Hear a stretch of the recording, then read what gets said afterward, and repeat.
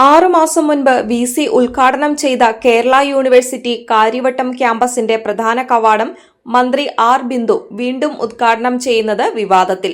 മന്ത്രിയുടെ പേരുകൂടി കവാട ശിലാഫലകത്തിൽ പ്രദർശിപ്പിക്കാനാണ് വീണ്ടും ഉദ്ഘാടന മാമാങ്കമെന്ന് ആക്ഷേപം ഉയർന്നിട്ടുണ്ട്.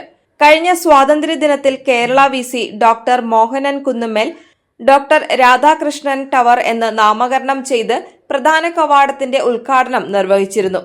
ഇതേ കവാടമാണ് ഉന്നത വിദ്യാഭ്യാസ മന്ത്രി R. Bindu doctor S. Radhakrishnan tower എന്ന് വീണ്ടും നാമകരണം ചെയ്ത് ഉദ്ഘാടനം ചെയ്യുന്നത്. യുജിസിയുടെ PM ഉഷ പദ്ധതിയുടെ ഉദ്ഘാടനം നാളെ മുഖ്യമന്ത്രി പിണറായി വിജയനും കിഫ്ബി പദ്ധതിയിലൂടെ നിർമ്മിച്ച ജിയോളജി മ്യൂസിയത്തിന്റെ ഉദ്ഘാടനം ധനമന്ത്രി KN ബാലഗോപാലും ഓപ്പൺ ക്ലാസ് റൂമിന്റെ ഉദ്ഘാടനം വിദ്യാഭ്യാസ മന്ത്രി ശിവൻകുട്ടിയും നിർവഹിക്കുന്നതിനൊപ്പമാണ് പ്രവേശന കവാടം ഉദ്ഘാടനം മന്ത്രി ബിന്ദു നടത്തുന്നത്. നിർമ്മാണം പൂർത്തിയായി 6 മാസം കഴിഞ്ഞിട്ടും പ്രവേശന കവാടം തുറന്നുകൊടുക്കാൻ തയ്യാറാകുന്നില്ലെന്ന ആക്ഷേപവുമായി SFI ഉൾപ്പെടെയുള്ള വിദ്യാർത്ഥി സംഘടനകളും ജീവനക്കാരുടെ സംഘടനകളും രംഗത്തിറങ്ങിയതോടെ പ്രവേശന കവാടം വി.സി. ഡോക്ടർ മോഹനൻ കുന്നുമ്മേൽ ഔദ്യോഗികമായി തുറന്നുകൊടുക്കുകയായിരുന്നു.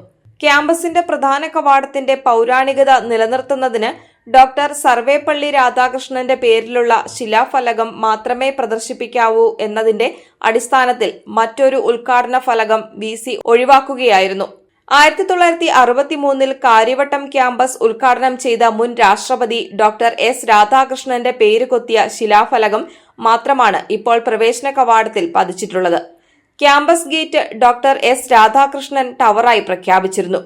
കേരള സർവകലാശാലയുടെ കാര്യവട്ടം ക്യാമ്പസിലെ ഓരോ കെട്ടിടങ്ങൾക്കും ശിലാഫലകങ്ങൾ ഉണ്ട്.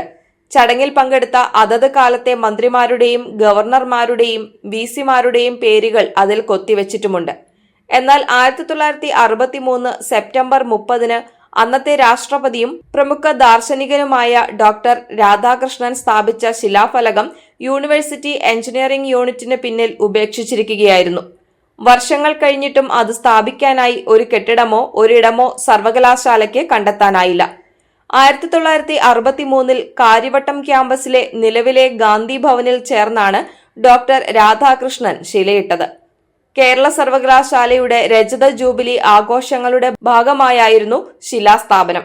അന്ന് അദ്ദേഹം സ്ഥാപിച്ച ശിലാഫലകം വിസ്മൃതിയിലായി. ഇന്നത്തെ പോലെ നേർത്ത പരുവപ്പെടുത്തിയ പാറക്കല്ലിലോ മാർബിളിലോ ആയിരുന്നില്ല ഫലകം ചെയ്തിരുന്നത്. വലിയ പാറക്കഷ്ണത്തിന്റെ ഒരു ഭാഗം മിനുസപ്പെടുത്തി കൊത്തിവെച്ച നിലയിലായിരുന്നു ശിലാഫലകം. 10-15 പേർ ചേർന്ന് പിടിച്ചാൽ മാത്രമേ ശിലാഫലകം നീക്കാനാവുകയുള്ളൂ. മറിഞ്ഞുകിടന്ന വലിയ പാറക്കഷ്ണം യൂണിവേഴ്സിറ്റി വക സ്റ്റോറിൽ നിന്ന് പുറത്തേക്കെടുത്തു മാറ്റാൻ മറിച്ചിട്ടപ്പോഴാണ് മുൻ രാഷ്ട്രപതി സ്ഥാപിച്ച ഫലകമാണെന്ന് തിരിച്ചറിഞ്ഞത്. ഇന്ത്യ കണ്ട ഏറ്റവും പ്രഗത്ഭനായ അധ്യാപകനും രാഷ്ട്രതന്ത്രജ്ഞനുമായ വ്യക്തിയോട് സർവകലാശാല നീതി കാട്ടുന്നില്ലെന്ന് മുഖ്യധാരാ മാധ്യമങ്ങൾ ആക്ഷേപം ഉന്നയിച്ചു. തുടർന്ന് വിഷയം നിയമസഭയിൽ ചർച്ചയായതോടെ പുതുതായി നിർമ്മിക്കുന്ന ഗേറ്റിൽ ശിലാഫലകം സ്ഥാപിക്കുമെന്ന് വി.സി. അറിയിച്ചിരുന്നു. ക്യാമ്പസിന്റെ പ്രധാന കവാടത്തിൽ ശിലാഫലകം സ്ഥാപിച്ചതോടെ നാഷണൽ ഹൈവേയോട് ചേർന്നുള്ള സർവകലാശാല ക്യാമ്പസിന്റെ പുതിയ പ്രവേശന കവാടം മുൻ രാഷ്ട്രപതി ഡോക്ടർ എസ്. രാധാകൃഷ്ണന്റെ ഓർമ്മ നിലനിർത്താൻ സഹായകമായി. പ്രസ്തുത ഗേറ്റ് ആണ് നാളെ മന്ത്രി ബിന്ദു വീണ്ടും ഉദ്ഘാടനം ചെയ്യുന്നത്. ഇതോടെ പുതുക്കിപ്പണിത ഡോക്ടർ എസ്. രാധാകൃഷ്ണൻ കവാടം എന്ന് നാമകരണം ചെയ്ത് മന്ത്രി ഉദ്ഘാടനം ചെയ്തെന്ന മറ്റൊരു ഫലകം കൂടി കവാടത്തിൽ നാളെ മുതൽ ഇടം പിടിക്കും.